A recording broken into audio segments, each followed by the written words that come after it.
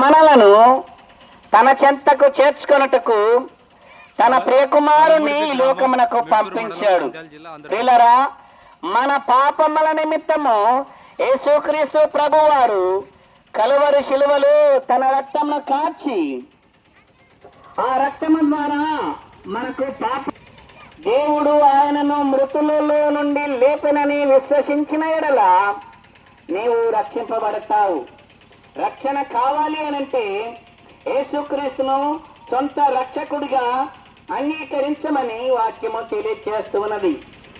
నేనే మార్గము, నేనే సత్యము, నేనే జీవము, నా ద్వారానే తప్ప ఎవడును తండ్రి యొద్దకు రాడు అని వాక్యం అంటూ ఉన్నది.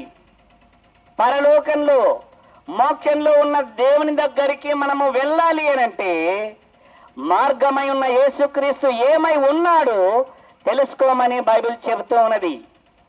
యేసుక్రీస్తు ప్రభువు, యేసుక్రీస్తు లోక రక్షకుడు, యేసుక్రీస్తును ప్రభువుగా ప్రతిష్ఠించుకోమని బైబిల్ తెలియజేస్తూ ఉన్నది. తండ్రిని చేరుటకు ఏకైక మార్గము యేసుక్రీస్తు.